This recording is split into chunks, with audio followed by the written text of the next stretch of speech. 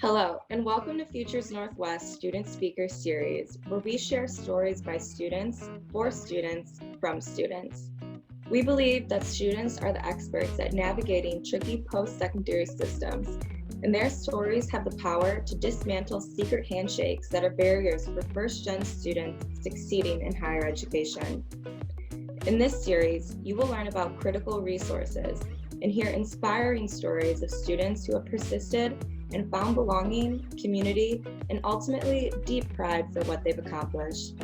Today's guest is Jane Schrock from Western Washington University, sharing her experience with us. Welcome, Jane. Thank you so much for being here. Hi, thanks for having me. She's a student at Western Washington University studying biology. She's also my roommate, which is why we're sitting so close together without wearing masks, so just a little heads up. Welcome, Jane, and thank you for being here with us. Thanks. Okay, first question. Can you start off by telling us a little bit about yourself, where you're from, what made you choose Western, and why biology? Well, I'm from Chicago. I have family that lives here in Washington, so I've been visiting since I was 12. I fell in love with how beautiful it is out here. I didn't always pick biology. Actually, I studied psychology while I was in Illinois. I have a bachelor's in psychology, and I was looking at different programs out here for grad school. I found a program at Bastyr University, and it was a dual master's in clinical psychology and nutrition. And I was like, oh, this is going to be great. I love both those things. You know, it just kind of fit what I wanted to do for my future. But as I was studying for that, I had a lot of prerequisite classes that I needed to take before getting into that program. So I was taking lots of science classes, and I just fell in love. I started kind of getting a little bit into the field too, doing internships in the psychology field, and I enjoyed those, but seeing myself in the long term in that field kind of was starting to fade. So I started falling in love with these classes and reevaluated from there and went for a bachelor's in biology at Western. Awesome. I know you kind of already answered why you chose biology, but was there any specific person that really inspired you to go into this field? Yeah, I had some pretty wonderful professors that one was from a community college back in the suburbs of Chicago. But before that, even when I was at Illinois State University, I was taking one of my gen ed classes. He was a peace studies professor, actually, but he was kind of almost like an ecologist. He loved science and really knew a lot about the outside world. So we would have a lot of great talks. I was really interested in his class, so he took an interest in me too. And we shared a lot of resources and laughs, and we kind of planted that seed of the love I've always had for the outdoor world and how that could be applied more as a future. And my other professor that I had for a couple biology courses, I love photography, he does too, so we would go out and shoot some nature photography together. He was really a great mentor, and they kind of helped shape and knew where I was coming from, and they knew what it was like to be a student in the science field. And me coming in as an older student, they really kind of helped back me up, and saw kind of a different vision that I saw for myself as well. So it was pretty helpful to me. Yeah, that's awesome. That community college can really open a lot of those doors to new pathways. Yeah, some of my favorite classes were at that community college. I feel like the professors are not more attentive or anything like that, but some of the classes were a lot smaller, which was really nice. So you could kind of build that relationship with certain people. It wasn't a giant lecture hall, right, you know, where sometimes you feel like your voice can be a little lost. But yeah, it was a really great experience. And also my family too, of course, were, you know, supportive of me changing my mind, which was, you know, great.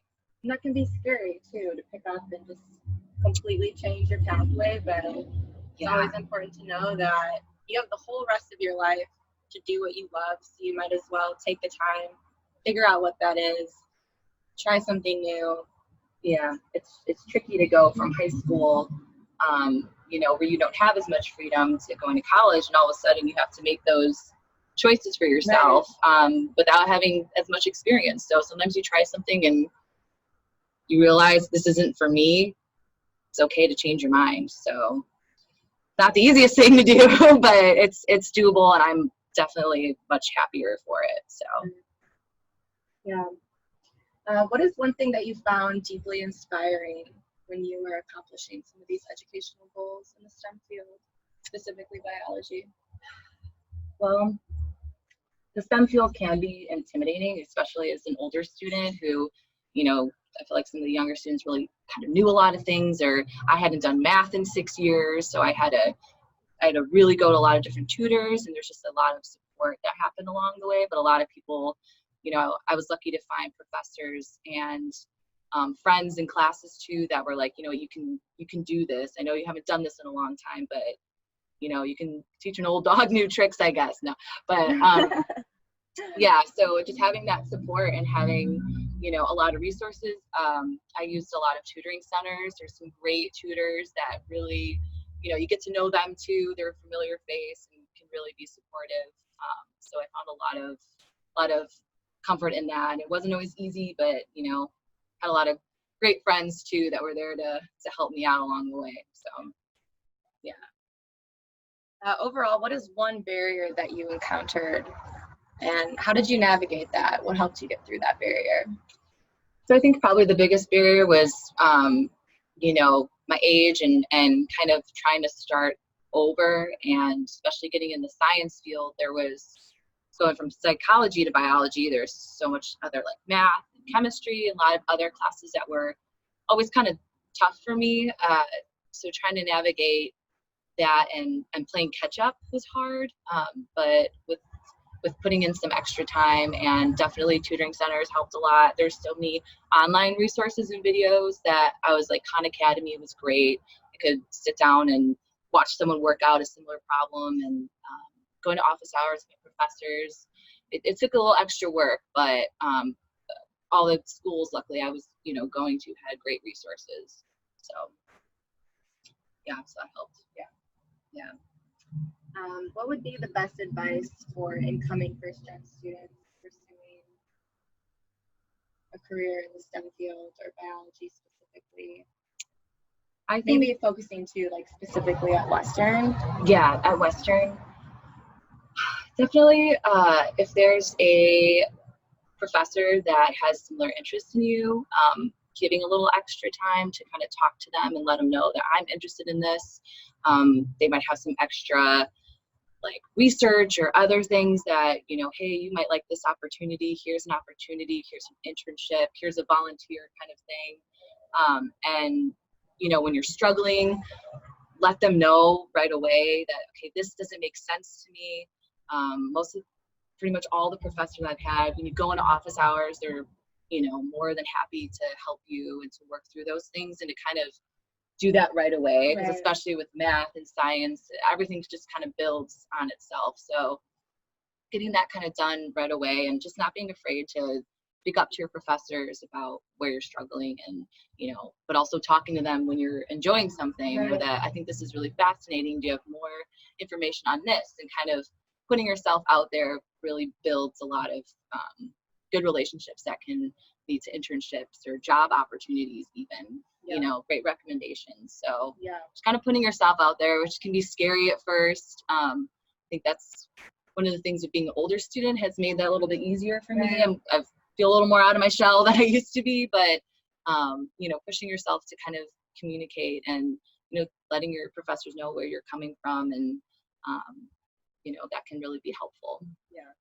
It's important too to remember that, like, I think it's easy to get caught up in the fact that you think your professors are just this like huge higher power, but really like they're people too, and they've gone to college too, they've struggled too, and we're all people. We like to have connections. So if you feel like you really are connecting with the professor, go with that, keep talking to them, keep sparking your interest, that's important.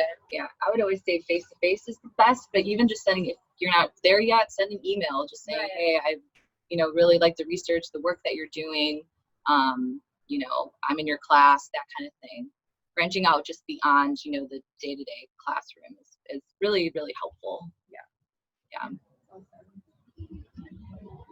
Is there anything else you would like to share with us today about your experience just as a college student in general, or any specific things about the bio program at Western?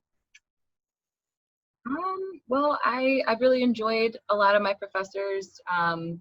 Like any college program, there's some that you don't always enjoy, but Right. Like I said before, definitely tutoring centers are great.